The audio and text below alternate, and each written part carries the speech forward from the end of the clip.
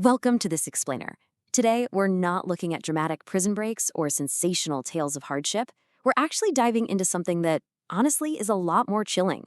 We're looking at the incredibly meticulous financial records of the 19th century British Empire. We're going to decode some authentic 1895 colonial prison ledgers to see exactly how a massive, unfeeling bureaucracy quantified human life, captivity, and survival. You know, when we think about history, we usually picture these huge, sweeping narratives, right? But sometimes the absolute most profound truths are just sitting there, hidden in the dry, dusty pages of an accountant's ledger book. Take this letter, for instance. It's dated June 3rd, 1895, sent from the Secretary to Government straight to the Inspector General of Prisons. Now, at first glance, it just looks like everyday paperwork, the kind of boring correspondence you'd find in any dusty office archive. But look a little closer, and you'll find this obsessive level of detail. This entire bureaucratic directive is hyper-focused on calculating the exact cost of grain. It's wild because it instantly reveals a system totally fixated on tracking every single penny spent on keeping people captive. They aren't worrying about the quality of the food or if it's enough to actually keep a person healthy and working. Nope, it is purely an exercise in cost control. It perfectly captures a system that views human sustenance as nothing more than an annoying, unavoidable expense. Listen to how insanely pedantic this machine was. The letter literally dictates, and I quote, "The cost of carriage, etc., thus debited to miscellaneous dietary charges, should be added to the price of grain stored if the cost of the grain at bizarre rates is the cost as delivered at the jail." Okay, wow. They are seriously arguing in this super dense, almost impenetrable bureaucratic jargon over exactly how to categorize the transport fees of wheat. It really establishes the cold, machine-like nature of the administration we're unpacking today. The people writing these rules were so far removed from the actual physical labor of hauling that grain, or, the hunger of the prisoners eating it. They were living entirely in the abstract world of accounting. Now, to really wrap our heads around the scale of this whole operation, we need to know where this paperwork is even coming from. It's from the NWP and OD. That stands for the Northwestern Provinces and Odd, which was a massive, incredibly important administrative region in British India. And the guy overseeing this immense accounting effort, his name is stamped right there on that initial correspondence, Surgeon Lieutenant Colonel Geoffrey C. Hall. As the Inspector General of Prisons, it was literally his job to make sure this incredibly rigid, unyielding financial system was enforced uniformly across every single facility in his region. So the immense burden of tracking every single grain of wheat and every tiny fraction of a coin ultimately rolled right up to his desk. So zooming out from that one single letter, we hit the macro-level ledgers. This is Statement 9, Financial, the official record of expenditure for guarding and maintaining prisoners. Just look at the sheer scale of this thing. It's just endless rows and columns trying to account for every single aspect of a captive human's existence. It's this overwhelming wall of data, but it tells a really powerful story about trying to manage human survival from behind an office desk. Imagine being the administrator staring down at these spreadsheets all day. You're not seeing faces, you aren't seeing illnesses or people trying to rehabilitate themselves.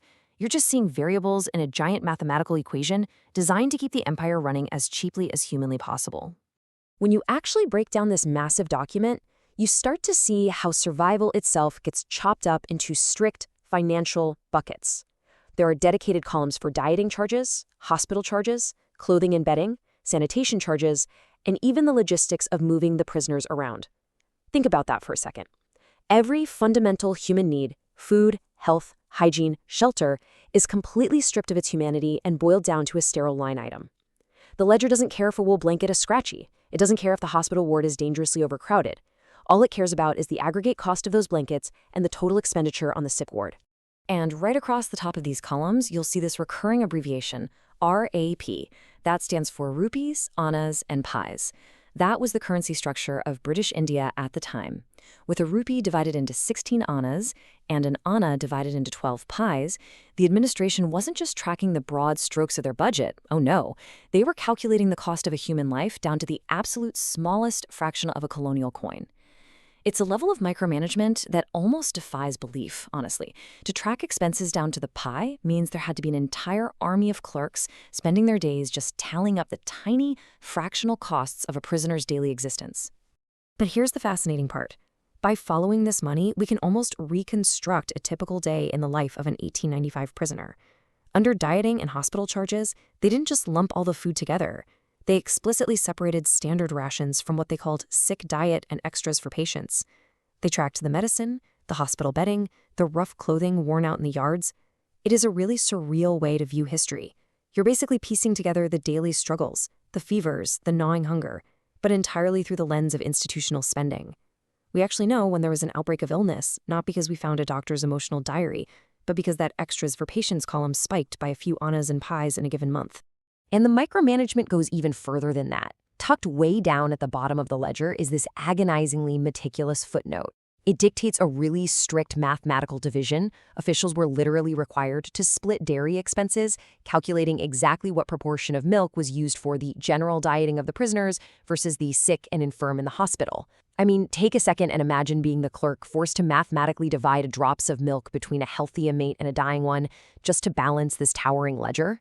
It really highlights this bizarre reality where the paperwork actually became more important than the physical reality it was supposed to be measuring.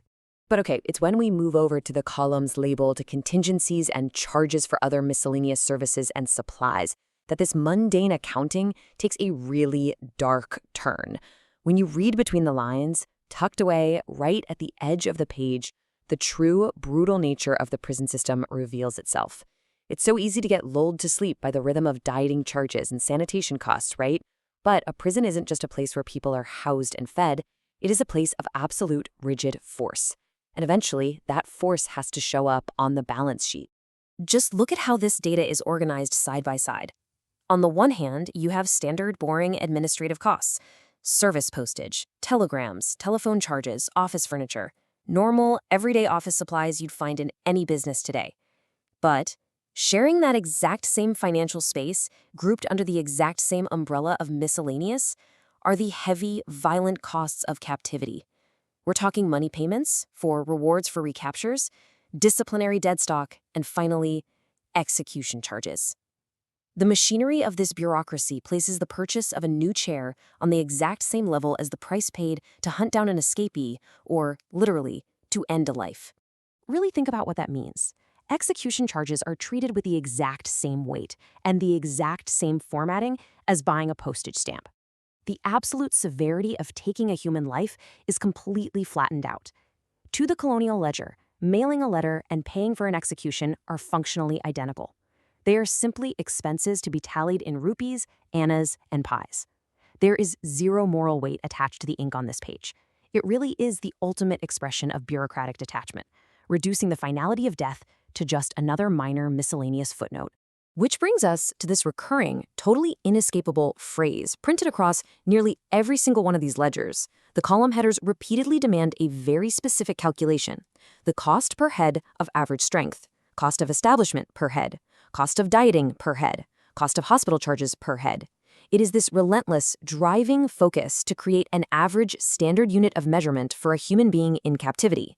By taking the total expenditure and just dividing it by the average strength of the prison population, the individual completely disappears. This was the empire's ultimate metric.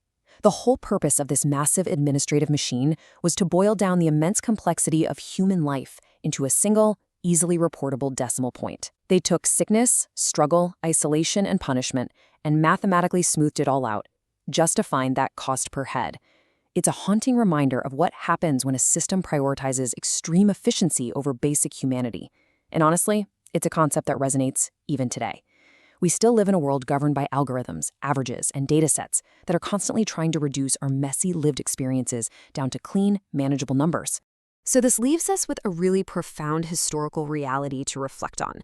When human life is perfectly organized into neat, endless columns of rupees, annas, and pies, what exactly is lost in the margins? These ledgers are so fascinating because they try incredibly hard to hide human suffering behind the guise of boring financial records. But once you actually know how to read them, the silence is deafening. Thank you for joining me for this explainer. Until next time, remember to look a little closer at the numbers and always keep questioning the records left behind.